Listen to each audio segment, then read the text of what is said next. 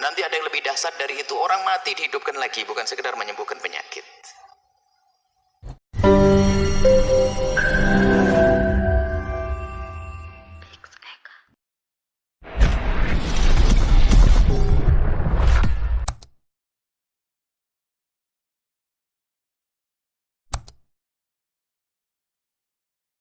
Ya, shalom teman-teman semua dimanapun kita berada pada saat ini, kiranya kita tetap dalam keadaan sehat dan segala hormat, segala pujian dan kemuliaan kita kembalikan hanya kepada Allah saja yang kita kenal dalam Yesus Kristus Tuhan kita. Dan pada video kali ini teman-teman, saya akan membahas di mana seorang ustadz ketika dia melihat pendeta atau mendengar pendeta bisa menyembuhkan penyakit, lalu dia berkata itu adalah sihir dan itu adalah kuasa Dajjal. Nah teman-teman, sebelumnya mari kita langsung tonton saja videonya yang berikut ini.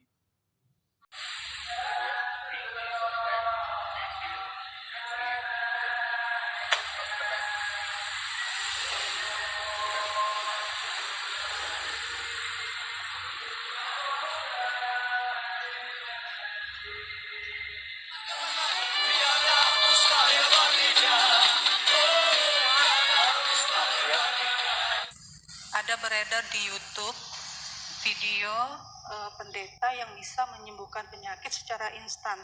Apa itu? Video di YouTube ada seorang pendeta, namanya pendeta Hilam kalau nggak salah, itu bisa menyembuhkan penyakit secara instan, dan kebetulan yang di YouTube tersebut Muslim yang disembuhkan karena telinganya tuli. Nanti ada yang lebih dahsyat dari itu. Orang mati dihidupkan lagi, bukan sekedar menyembuhkan penyakit. Orang mati dihidupkan. Hujan diundang turun. Bayi kecil tepuk langsung gede kau. Perempuan gak bisa hamil, hamil. Ayo. Ada lebih dahsyat lagi. Dajjal. Oh, itu fitnah Dajjal lebih dahsyat lagi. Lah kalau urusan kecil-kecil saja terpesona, tergoda, berarti imannya keropos. Kalau ketemu Dajjal langsung pengikutnya Dajjal nanti. Dajjal lebih dahsyat dari itu. Ngaku Tuhan, percaya orang, semua bisa dilakukan. Orang minta apa? Sakit yang katanya dokter gak bisa sembuh. Dajjal. Jangan Anda masuk ila sihir. Anda berobat ke sana, iman Anda yang terbeli. Barang siapa datang kepada penyihir, dia datang tertolak sholatnya 40 hari. Kalau dia mempercayai, tercabutlah imannya. Godaan memang bisa sembuh, sementara orang pengen sembuh. Jangan tergoda. Yang menyembuhkan Allah. Bukankah kita sudah punya keimanan? Apa nggak boleh berobat saja kepada dia? Lah itu sudah mulai keropos imannya. Berobat saja kepada dia. Enggak. Jangan percaya. Nah itu dia videonya teman-teman. Nah ketika ada salah satu dari jemaatnya bertanya, ada orang yang lagi viral di YouTube bisa menyembuhkan penyakit, dan juga ternyata yang datang untuk berobat itu kepada pendeta itu adalah orang-orang Muslim. Makanya Pak Ustadz ini biasanya disebut dia Pak Ustadz Buya Yahya. Nah teman-teman, dia berkata bahwa Dajjal itu lebih hebat lagi, bisa menghidupkan orang mati, bisa menyembuhkan orang sakit. Nah teman-teman, pertanyaannya ketika Anda ngomong tentang Dajjal, apakah Anda pernah bertemu dengan Dajjal? Dan apakah Anda pernah lihat Dajjal membangkitkan orang mati? Apakah pernah Anda bertemu dengan Dajjal ketika dia menyembuhkan orang sakit? Kalau kamu sudah melihat, menyaksikan dengan matamu tentang pekerjaan Dajjal, dan juga pernah bertemu dengan Dajjal, dan juga pernah bertanya dengan Dajjal mengenai hal itu, maka okelah, kita pun percaya kalau misalnya Anda pernah bertemu dengan Dajjal. Lah ini kan main asumsi. Ketika dia mendengarkan seorang pendeta menyembuhkan orang sakit, ya main asumsi. Dia berkata itu sihir lah, itu Dajjal lah. Nah jangan-jangan asumsi itu seperti asumsi orang-orang Farisi. Ketika mereka melihat Tuhan Yesus menyembuhkan orang sakit, mengusir roh jahat, menyembuhkan orang buta, yang lumpuh bisa berjalan. Nah, apa kata orang Farisi? Sebelumnya kita coba langsung cek aja dari Matius 12 ayat 22, saya baca. Matius 12 ayat 22. Kemudian dibawalah kepada Yesus seorang yang kerasukan setan. Siapa yang kerasukan setan? Orang itu buta dan bisu. Nah, bukan hanya kerasukan setan ya. Dia juga buta, dia juga bisu. Nah, lalu Yesus menyembuhkannya sehingga si bisu itu berkata-kata dan melihat. Sembuh. Nah, kita baca di ayat 23. Maka takjublah sekalian orang banyak itu, katanya, ia ini agaknya anak Daud. Nah, orang-orang banyak di situ, mereka tahu, mereka yakin bahwa Yesus itu adalah keturunan Daud. Lanjut di 24.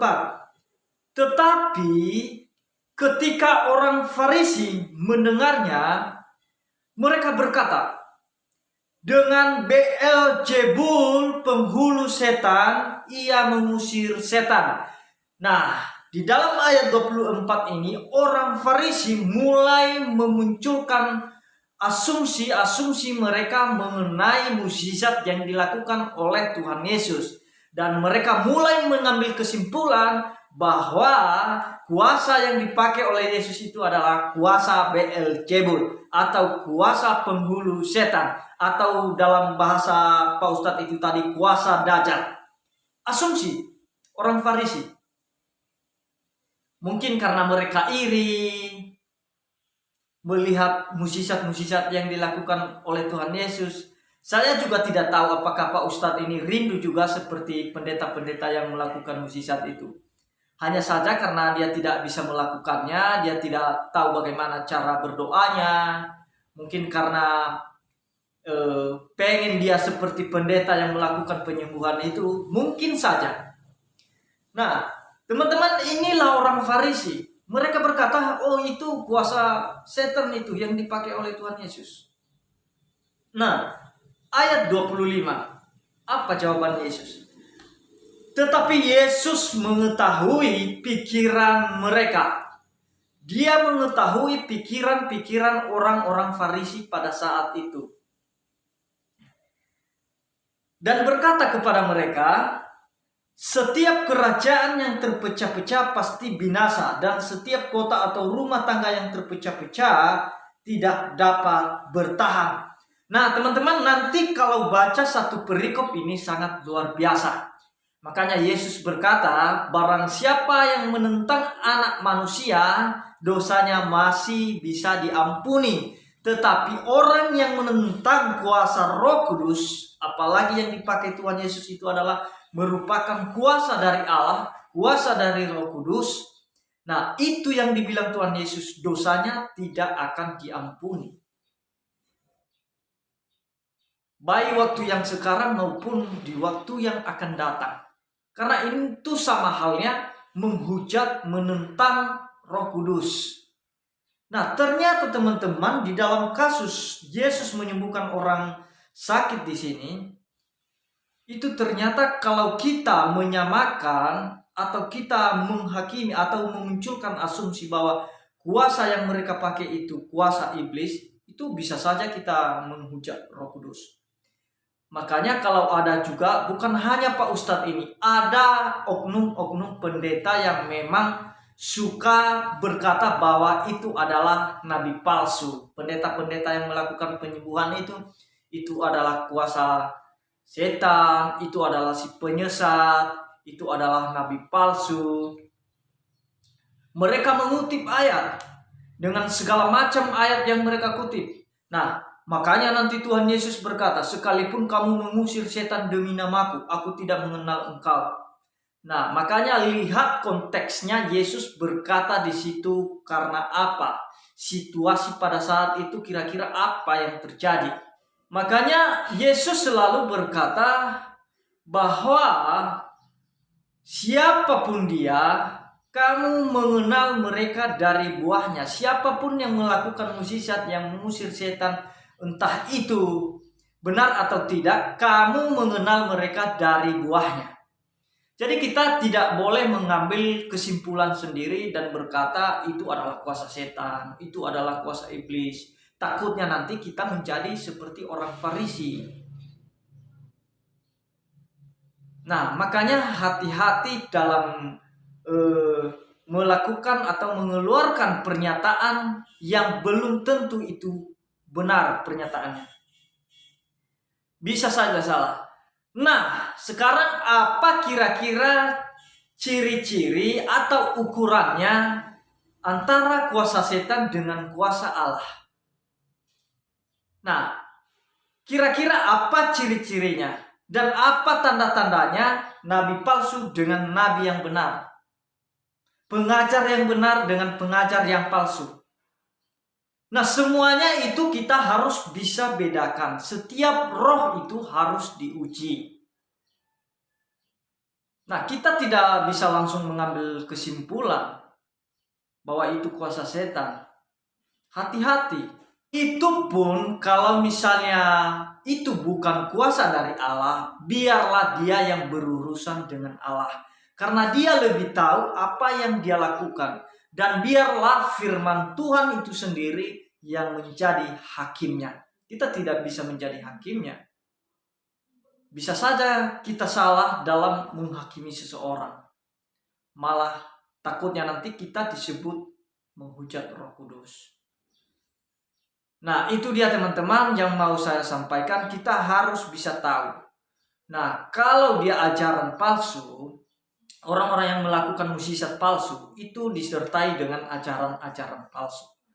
Jadi orang yang melakukan mukjizat yang benar itu disertai dengan pengajaran-pengajaran yang benar. Nah, teman-teman, itu dia. Jadi kita yang menjadi takaran kita dalam hal itu, ukuran kita, parameter kita itu, yaitu kalau orang yang mengajarkan yang palsu atau Injil palsu, itu berarti yang dia lakukan mukjizat palsu. Itu saja. Dan kita mengenal dia dari buahnya. Itu sederhana. Menurut saya itu tidak ribet ya, membedakan antara kuasa Tuhan dengan kuasa setan. Itu tidak ribet dan tidak susah untuk membedakannya. Dan juga menurut saya tidak susah membedakan guru palsu dengan guru yang benar. Guru palsu otomatis dia memberitakan ajaran-ajaran yang palsu. Guru yang benar dia memberitakan Injil yang benar atau memberitakan kebenaran. Itu aja, dan engkau mengenal mereka dari buahnya. Nah, itu saja teman-teman, kiranya melalui video ini biar lebih kita berhati-hati siapapun dia, entah para ustadz, entah para pendeta yang mencoba melakukan satu pernyataan atau mengeluarkan satu pernyataan bahwa pendeta-pendeta yang menyembuhkan itu adalah kuasa dari setan. Ya, kita tetap harus kembali kepada Alkitab. Karena Alkitab itu adalah yang menjadi ukuran atau takaran kebenarannya. Ya teman-teman, kiranya Tuhan Yesus memberkati kita semua.